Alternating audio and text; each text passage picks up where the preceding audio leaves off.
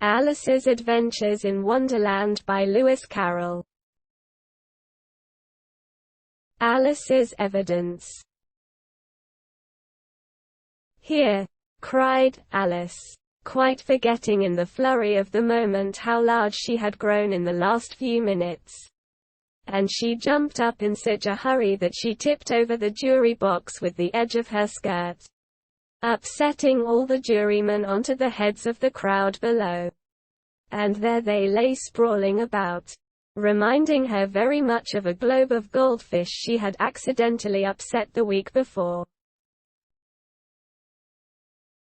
"Oh, I beg your pardon," she exclaimed in a tone of great dismay, and began picking 'em up again as quickly as she could, for the accident of the goldfish kept running in her head, and she had a vague sort of idea that they must be collected at once and put back into the jury box, or they would die.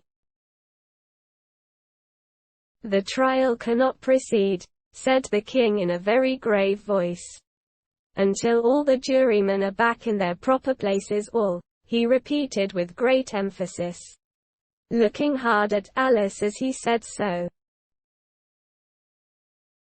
Alice looked at the jury box, and saw that, in her haste, she had put the lizard in head downwards, and the poor little thing was waving its tail about in a melancholy way. Being quite unable to move, she soon got it out again, and put it right. "Not that it signifies much," she said to herself. "I should think it would be quite as much use in the trial one way up as the other." As soon as the jury had a little recovered from the shock of being upset, and their slates and pencils had been found and handed back to them, they set to work very diligently to write out a history of the accident. All except the lizard, who seemed too much overcome to do anything but sit with its mouth open, gazing up into the roof of the court. "What do you know about this business?" the king said to Alice. "Nothing," said Alice. "Nothing whatever?" persisted the king. "Nothing whatever," said Alice. "That's very important," the king said, turning to the jury. They were just beginning to write this down on their slates, when the White Rabbit interrupted. "Unimportant, Your Majesty means, of course," he said in a very respectful tone, but frowning and making faces at him as he spoke. "Unimportant, of course, I meant," the king hastily said, and went on to himself in an undertone. "Important, unimportant, unimportant, important," as if he were trying which word sounded best. Some of the jury wrote it down, important, and some, unimportant. Alice could see this, as she was near enough to look over their slates. But it doesn't matter a bit, she thought to herself. At this moment the king, who had been for some time busily writing in his notebook, cackled out, "Silence," and read out from his book, Rule 42, "All persons more than a mile high to leave the court." Everybody looked at Alice. "I'm not a mile high," said Alice. "You are," said the king. "Nearly 2 miles high," added the queen. "Well, I shan't go, at any rate," said Alice. "Besides, that's not a regular rule. You invented it just now." "It's the oldest rule in the book," said the king. "Then it ought to be number 1, said Alice. The king turned pale, and shut his notebook hastily. "Consider your verdict," he said to the jury, in a low, trembling voice. "There's more evidence to come yet. Please your majesty," said the White Rabbit, jumping up in a great hurry. "This paper has just been picked up." "What's in it?" said the Queen. "I haven't opened it yet," said the White Rabbit, "but it seems to be a letter, written by the prisoner to somebody." "It must have been that," said the king, "unless it was written to nobody, which isn't usual, you know." "Who is it directed to?" said one of the jurymen. "It isn't directed at all," said the White Rabbit. "In fact, there's nothing written on the outside." He unfolded the paper as he spoke, and added, "It isn't a letter. After all, it's a set of verses." "Are they in the prisoner's handwriting?" asked another of the jurymen. "No, they're not," said the White Rabbit. "And that's the queerest thing about it." The jury all looked puzzled. "He must have imitated somebody else's hand," said the king. The jury all brightened up again. "Please your majesty," said the knave, "I didn't write it, and they can't prove I did. There's no name signed at the end." "If you didn't sign it," said the king, "that only makes the matter worse. You must have meant some mischief. Or else you'd have signed your name like an honest man." There was a general clapping of hands at this. It was the first really clever thing the king had said that day. "That proves his guilt," said the Queen. "It proves nothing of the sort," said Alice. "Why, you don't even know what they're about." Quote. "Read them," said the king. The White Rabbit put on his spectacles. "Where shall I begin, please your majesty?" he asked. "Begin at the beginning," the king said gravely, "and go on till you come to the end, then stop." These were the verses the White Rabbit read. "They told me you had been to her, and mentioned me to him. She gave me a good character, but said I could not swim. He sent them word I had not gone. We know it to be true. If she should push the matter on, what would become of you? I gave her 1. They gave him 2. You gave us 3 or more. They all returned from him to you, though they were mine before. If I or she should chance to be involved in this affair, he trusts to you to set them free, exactly as we were. My notion was that you had been, before she had this fit, an obstacle that came between him, and ourselves, and it. Don't let him know she liked them best, for this must ever be a secret, kept from all the rest, between yourself and me. That's the most important piece of evidence we've heard yet," said the king, rubbing his hands.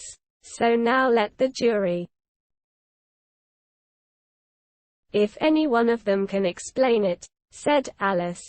She had grown so large in the last few minutes that she wasn't a bit afraid of interrupting him. "I'll give him 6pence. I don't believe there's an atom of meaning in it."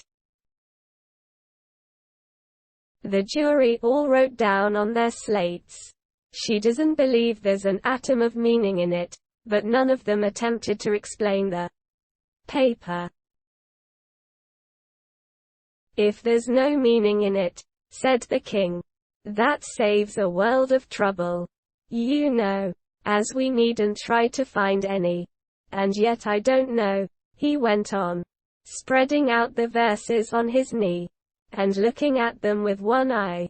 "I seem to see some meaning in them. After all, said I could not swim. You can't swim. Can you?" he added, turning to the knave.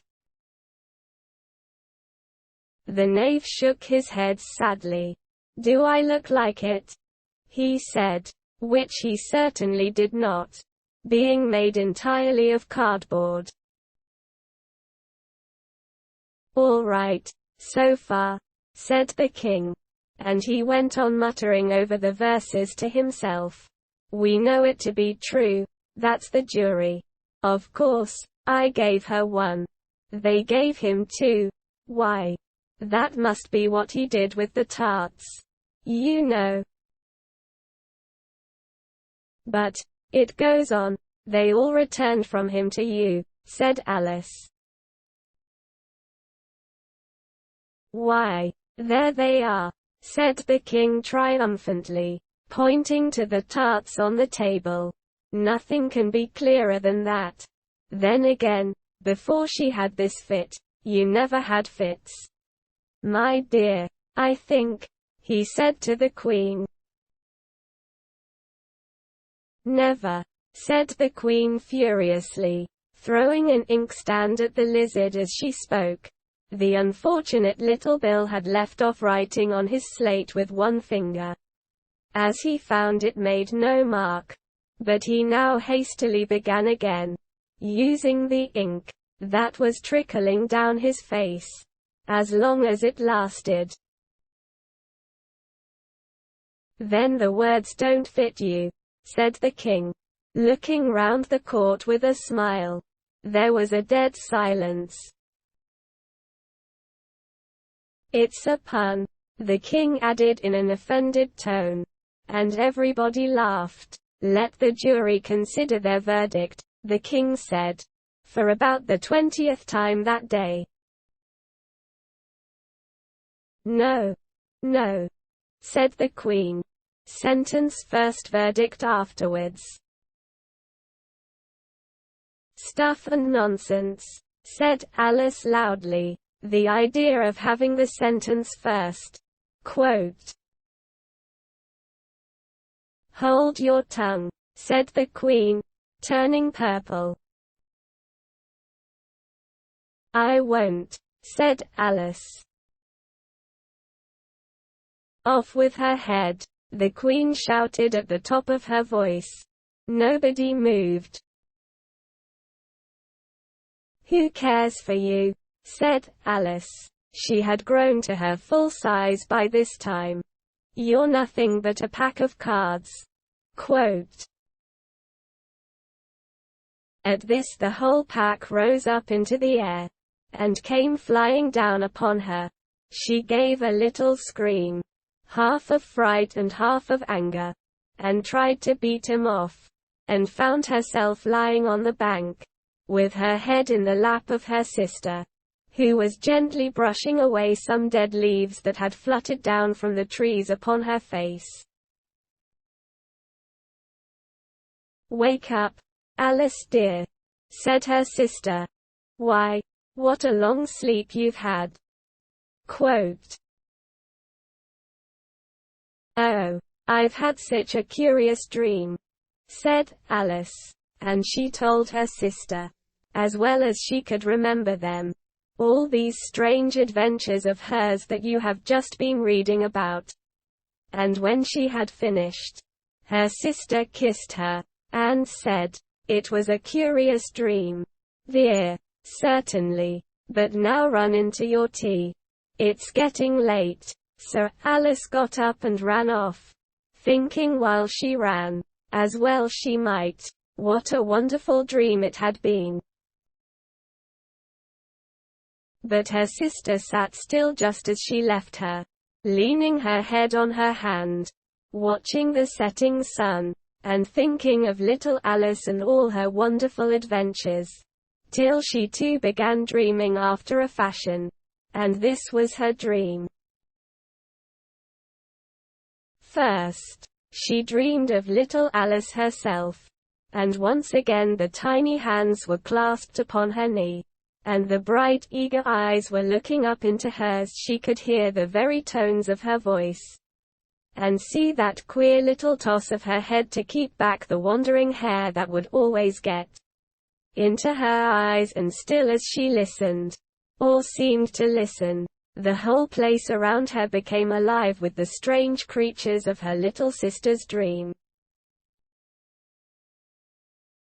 The long grass rustled at her feet as the white rabbit hurried by. The frightened mouse splashed his way through the neighboring pool. She could hear the rattle of the teacups as the March Hare and his friends shared their never-ending meal, and the shrill voice of the Queen ordering off her unfortunate guests to execution once more. The pig baby was sneezing on the Duchess's knee, while plates and dishes crashed around it once more. The shriek of the griffin, the squeaking of the lizard's slate pencil, and the choking of the suppressed guinea pigs filled the air, mixed up with the distant sobs of the miserable mock turtle.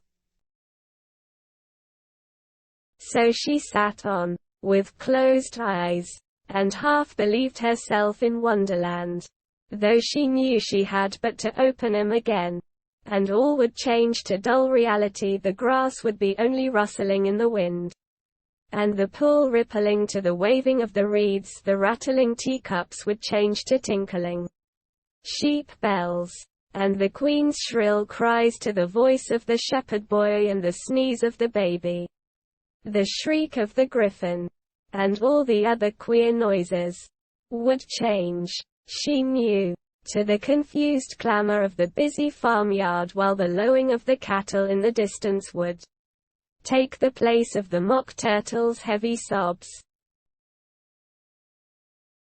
Lastly, she pictured to herself how this same little sister of hers would, in the after-time, be herself a grown woman, and how she would keep, through all her riper years, the simple and loving heart of her childhood, and how she would gather about her other little children, and make their eyes bright and eager with many a strange tale, perhaps even with the dream of Wonderland of long ago, and how she would feel with all their simple sorrows, and find a pleasure in all their simple joys, remembering her own child life, and the happy summer days. The end.